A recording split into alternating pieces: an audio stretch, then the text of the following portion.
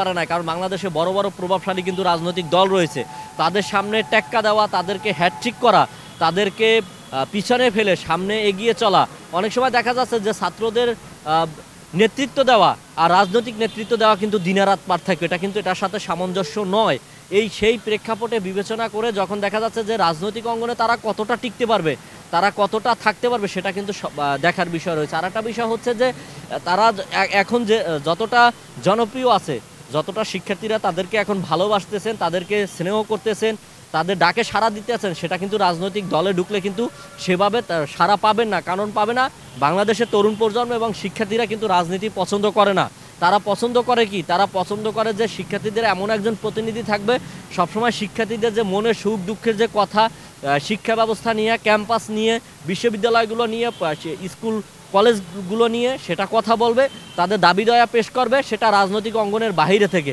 যখন একটা রাজনৈতিক অঙ্গনের ভিতরে থাকবে তখন কিন্তু সে কিন্তু সবার চোখে পড়ে যাবে, সব দলই কিন্তু তাকে চাপে রাখার চেষ্টা করবে, তারপরে তাদেরকে এগিয়ে যাওয়ার জন্য পিছন দিক থেকে কিন্তু টেনে ফেলে দিবে সেই বিষয়টা। আর বিশেষ করে এখানে কিন্তু শিক্ষার্থীরাও কিন্তু আসবে না রাজনৈতিক সংগঠনের ভিতরে যদি তারা ঢুকে যান বা তারা যদি সেখানে লিপিবদ্ধ হয়ে যান। আমি মনে করি ছাত্রদের প্রতিনিধিত্ব হয়ে থাকা, ছাত্র রাজনীতি, ছাত্রদের সঙ্গে থাকা, একসাথে এগিয়ে চলা, সেটা আমি মনে করি বেটার হবে তাদের জন্য। কারণ এই জিনিসটা কিন্তু তারা যদি রাজনৈতিক অঙ্গনে ঢুকে যান তাহলে কিন্তু আসলে ওই তাদের সফলতা সেটা কিন্তু তারা অর্জন করতে পারবে না। আমি মনে করি সেটা অনেকটা দেখার বিষয় এবং তাদের ভাবার বিষয়। রাজনৈতিক অঙ্গন আর হলে শিক্ষার্থীদের আন্দোলনের অঙ্গন, এই দুইটা কিন্তু দিন আর রাত পার্থক্য। এই দুইটার ভিতরে কিন্তু অনেক দূরত্ব রয়েছে। কারণ শিক্ষার্থীদের আন্দোলনের বিষয়টা হচ্ছে নিরপেক্ষভাবে সবার পক্ষ থেকে, এখানে দল মত ধর্ম বর্ণ নির্বিশেষে সকলের ঊর্ধ্বে উঠে হচ্ছে শিক্ষার্থীদের আন্দোলন। সেখানে সকল শ্রেণী পেশার মানুষ সেই আন্দোলনে নেতৃত্ব দিয়েছে। জুলাই গণ অভ্যুত্থানের যে আন্দোলনের যে নেতৃত্বটা, যে জিনিসটা মাঠে সারা মানুষ নেমে আসছে। কারণ বিগত দিনে যারা ছিলেন তাদের বিভিন্ন কারণে, বিভিন্ন কাজের কারণে মানুষও কিছুটা ক্ষিপ্ত ছিল। সেই ক্ষিপ্ততা, সেই ক্ষোভ এবং শিক্ষার্থীদের দাবিদার সব কিছু মিলিয়ে কিন্তু আসলে যখন আন্দোলনটা হয়েছে তখন কিন্তু সবাই মিলে আসছে।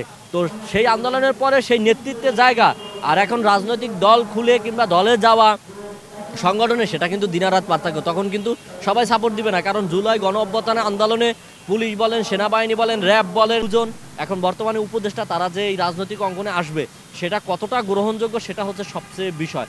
কারণ রাজনৈতিক অঙ্গনে এর আগেও আমরা দেখেছি যারা বিভিন্ন ধরনের নিরাপদ সড়কের জন্য আন্দোলন করেছিল, কোটার জন্য আন্দোলন করেছিল, তারা কিন্তু পরবর্তীতে রাজনৈতিক অঙ্গনে ঢুকেছিল। তারা কিন্তু আমরা দেখেছি যে 100-200 তার উপরে কিন্তু কর্মী পায় নাই রাজনৈতিক, তারা কিন্তু সেভাবে নির্বাচনের মাঠে কিন্তু সেভাবে জয়ী হতে পারে নাই বা নির্বাচনের মাঠে কিন্তু তারা দাঁড়াতে পারে। এমনকি বিএনপি বলেন, আওয়ামী লীগেরও অনেক লোকজনের ছেলেরা মাঠে নেমে আন্দোলন করেছে শিক্ষার্থীদের সাথে, সেটা আমরা দেখেছি। তো সব কিছু দলমত ধর্ম বর্ণ নির্বিশেষে কিন্তু সকলের ঊর্ধ্বে উঠে কিন্তু এই আন্দোলনটা ছিল। অর্থাৎ গোটা বাংলাদেশের যে মানুষ তারা কিন্তু রাস্তায় নেমেছিল, ঠিক আছে। নইলে শুধু শিক্ষার্থীদের যে আন্দোলন সেটা কিন্তু প্রশাসনের পক্ষ থেকে ট্যাকেল দিতে পারতে বা তারা ফিরাতে পারতে, কিন্তু এমন একটা পজিশন হয়ে গেছিল তখন আর কোনোভাবেই এটা ঠেকিয়ে রাখার, একটা যে আন্দোলনে একটা অভ্যুত্থানের যে একটা জোয়ার এসেছিল সেই জোয়ারটা কিন্তু একেবারে ছেয়ে গেছে। তো সেই ভালোবাসার, সেই যে অনুপ্রেরণা,